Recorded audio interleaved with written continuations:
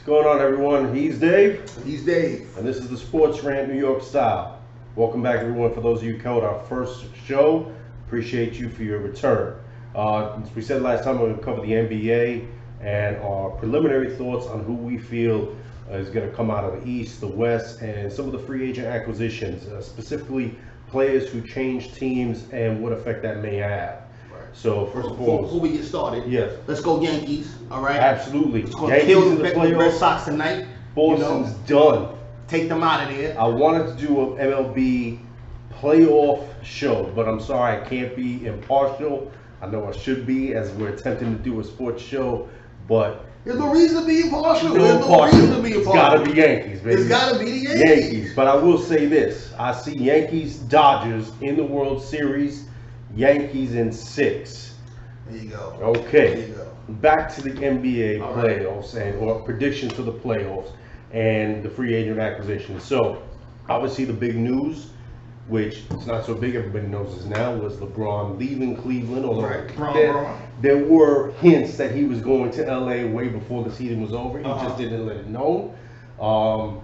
Do you see LeBron going to LA as not just a huge acquisition that it obviously is, but do you see that as a turning point for the franchise that has languished in where they shouldn't have been, considering the history of that franchise, and especially with other players like Rondo and Stevenson that they brought in? Right, and future players, you know, they're going to bring in, I think, Kawhi next year, right? Isn't that what's supposed to happen?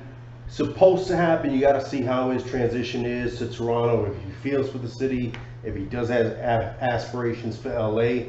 And then, of course, will LA have the cap space?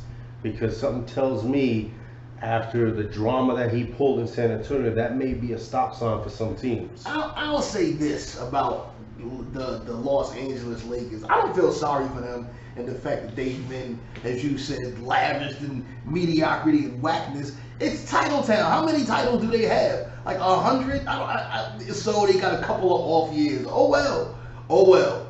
Too bad. Bill like everybody else. Now you got the best player in the world coming to your team. No doubt. He's gonna attract other players. You know, I hope he, you know, gets Rondo on the same page and not acting like a jackass. That's asking a lot. Like you know, Rondo's temperament does get out of hand. No doubt. But you don't. When you play with LeBron, you get your act together.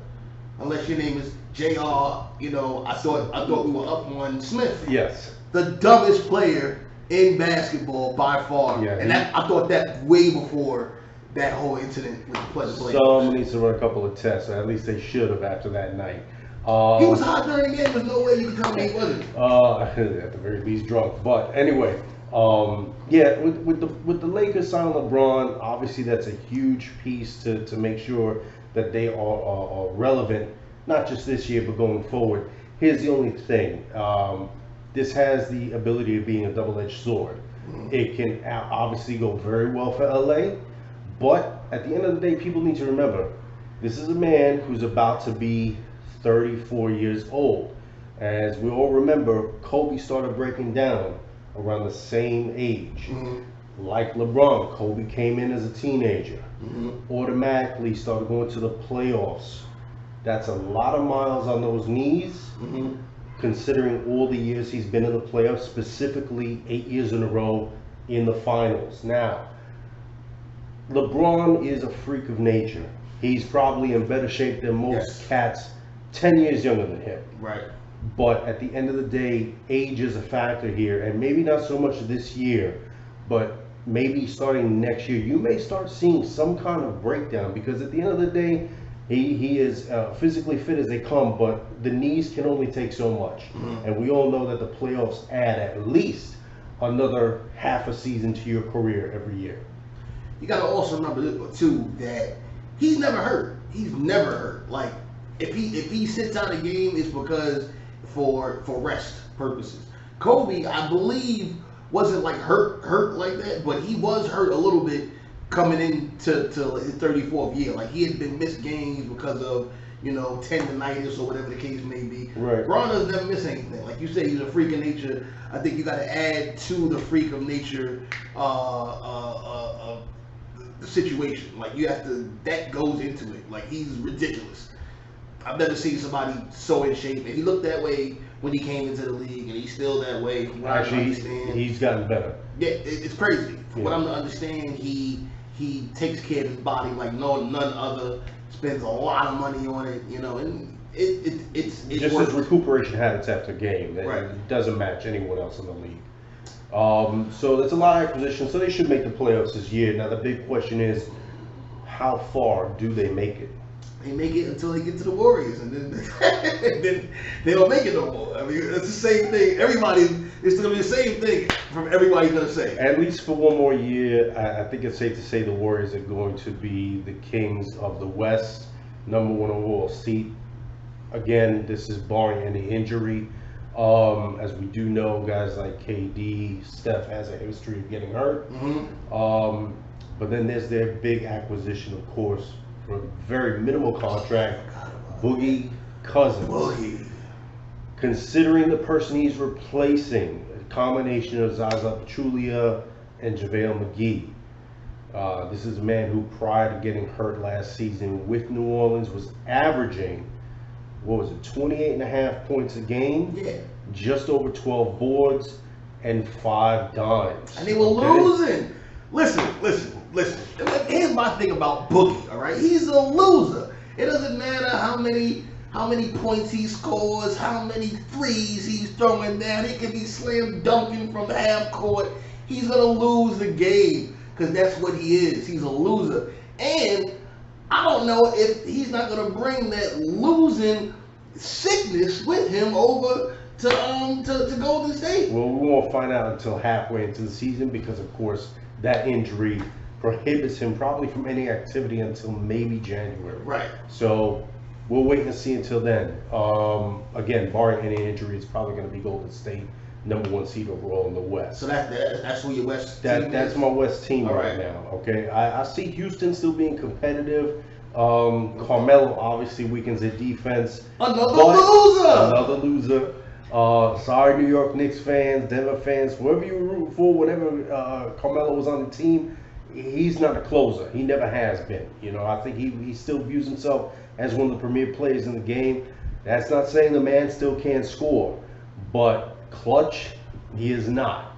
He's one of the best offensive scorers I've ever seen. Yeah. But that's the only thing he does. He never bothered to improve his defense at all while he was in this league. No. Unlike LeBron, who not so much his defense, but his inside game, specifically right underneath the basket.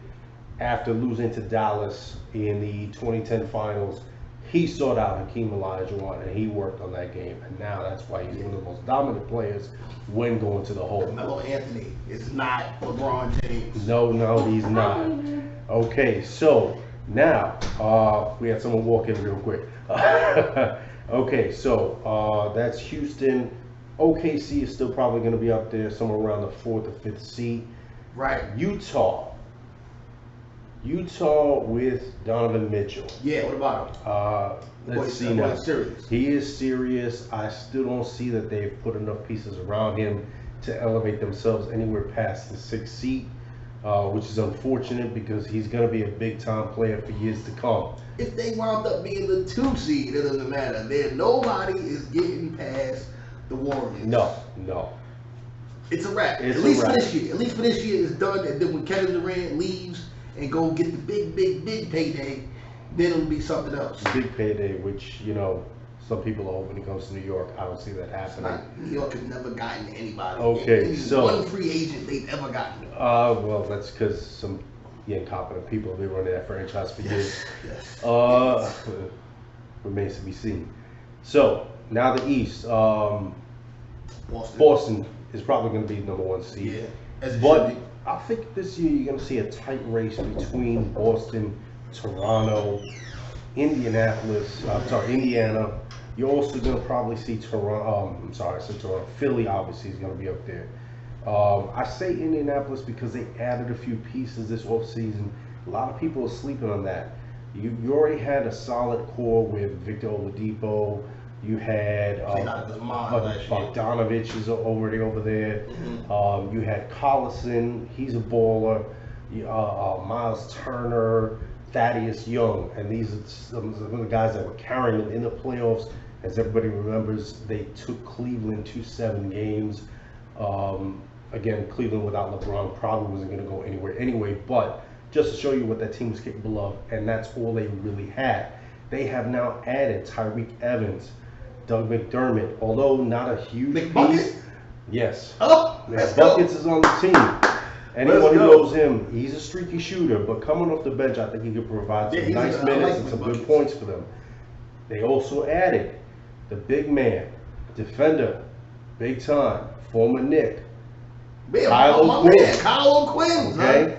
Good for him. I'm glad he got out of this horrible situation. Don't sleep on Indiana in the East. Yeah, they could Kyle O'Quinn is a good player. be as high as the 3rd seed. Okay. Okay, that's you what I have see. them getting past Boston, though.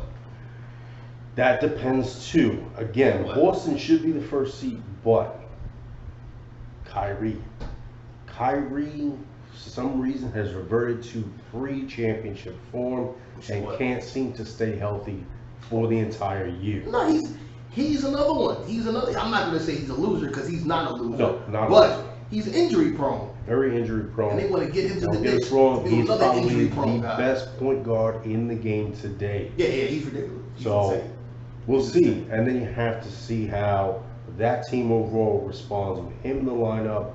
With this cat that came over from Utah, got hurt in the 1st game. Hayward. Gordon Hayward, thank you very much. See, even we mess up from time to time. Gordon Hayward, outside of the 1st half, not even the 1st half, he didn't get out the first quarter. 5 minutes. It was the first 5 minutes. That horrible leg accident he had last year. So you got to see how he gels in that system. If it does gel, he is a player. So I think he's going to gel with anything. He will gel with anything, and I think you're possibly looking at Golden State versus Boston in the finals, again, provided everyone stays healthy. And if that happens, you know what? I can see Boston pulling off an upset and bringing that title back to the East. You're crazy. This is not a secret. There is no way that they are beating the Warriors. And they'll be lucky not to get swept. That's how far I'm carrying it. Well, I'm looking at it last year. Last year, they did not play with Gordon Hayward. And the 2 times they faced Golden State, they gave them more up for their money. Mm-hmm. Run for the money ain't winning. Run for the money ain't winning. But again, different year, 7-game series. I think they can pull it off. All right. Well, you know what? I hate all things Boston. I'm a Redskins fan. I'm a Knicks fan. The Celtics are my arch rivals. Right. I hope they get monkey stomped if they go, and that's just it. All right. Just like tonight, I hope they get body slammed and monkey stomped. Real quick. Yes. Now, your Knicks, my Bulls. Right. Okay. Kevin Knox. Right. He's going to be a big time piece for the Knicks, I think, in the future. He can play the 3 or the 4, depending on what happens with Mr. Glass. Who? The unicorn? The unicorn. I call him Mr. Glass because he's been getting hurt every year. Yeah. Depending on what happens with Mr. Glass, I think with Dave Fitzgerald in charge of that team, the future is bright. It's going to take another year. Wait a second. This year is going to suck. This year is going to suck. You don't keep up with the Knicks, do you? You know he's going to get shot. The guy we drafted this year. What's his name? What's his name again? Kevin Knox. Kevin Knox. Kevin Knox is going to be walking down the block, and somebody's going to shoot him. Well, this is how the Knicks fans are. This is what happens. I think you're using Kevin Knox with Plaxico Burress. Or Clee Anthony early. There you go. Oh, God. Okay. How you from the Bronx? You can't dribble Clee Anthony. I don't understand that. Yeah. Unacceptable. Bulls, on the other hand. Bulls made a few mistakes, I feel, not with their picks. I like their picks. My biggest problem is the acquisition of Jabari Parker. 2 years at $40 million. Another man who's had 2 ACL tears in the same knee. There's no way that man is worth $40 million for 2 years. You only work with somebody willing to pay you, Dave. Okay, but no one else was willing to pay him. He's worth it to y'all. And he's worth it to the guys running that front office. So just the way the Knicks front office had to clean house, the Bulls front office needs to clean house. John Paxson and Gar Forman need to go, because there's absolutely no way, especially when you consider the way the Central Division is set up. It's going to be Indiana at the top. Probably Cleveland will still be somewhat competitive, maybe not make the playoffs, and I'm sorry, they just don't have a shot at all. Okay, Milwaukee is probably going to end up winning the Central with the Greek Freak. Yeah, okay. Giannis Antetokounmpo. You have a huge shift in philosophy there, new coaching staff. So I foresee huge things for Milwaukee. I don't see them getting out of the second round of the playoffs, but they will get past the first, and they're going to pose some problems for that entire Central Division. So spending $40 million for Jabari Parker over 2 years, yes, I know there's an opt-out after the first, but it doesn't make a lot of sense. It is a team opt-out, but it doesn't make a lot of sense considering your team isn't going anywhere, and you want to try to get yourself positioned with the best spot as possible for next year's draft. You know better than me when it comes to NBA stuff. Do they have a floor that they have to spend, or like the NFL, they have a floor where you have to spend a certain amount of money? I've never researched it that deep. If there's a floor they have to spend, of course we can look into that. Again, we're not experts. We're new at this, as we said in the first video. But that being said, there were probably better players to have for that kind of money. You know what? Not for nothing. I would have preferred they went after Clint Capella. Really? Clint Capella, just from a defensive standpoint, I think he would have changed that whole $40 million? Actually, he signed for much more. Wow. I think he signed 4 years, close to $100 million. But at the end of the day, God bless the NBA players. Yeah, God, Jesus. Yeah, NBA players getting paid. Oh my God. But I think defensively he would have been better in their middle. Just knowing that what you got with Wendell Parker Jr. Coming in and not having to put everything now on Bobby Portis, whether they keep him or not after this year. And then of course there's also the young guy that we drafted last year. Can't think of his name. 2 seconds. Okay, Lauri Markkanen is the player that we have right now, and drafted last year. I think he's going to be a good player, but unfortunately he too is hurt right now.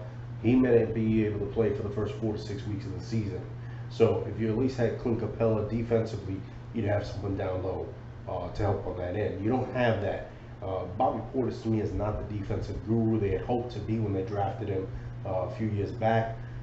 Without Markkanen there, you're putting everything on Wendell Carter Jr. He's not ready for that. Okay. You guys still have Robin. We still got Robin Lopez, but that's more or less going to be trade bait come the end of the year. Right. Robin's pretty good though. Robin's good. I like Robin. He's a lot better than he was when he was with Portland. Agreed. Portland, yeah. Okay, so wait a second. So what's the record for the end of the year? For the end of the year? Yeah. For your guys or my guys? For your guys. For my guys, I don't see us winning more than 28, 29 games. 29 games? 29 games, at best. 21-61. Let's go New York Knicks, baby. Okay, so according to Dave here, we're going for the #1 pick overall for the New York Knicks. So they could ruin that. Okay. Pick somebody from fucking Israel or some nonsense. Okay. That's it for today. As always, he's Dave. He's Dave. And this was the Sports Rant. Thank you for watching. Let's go Yankees.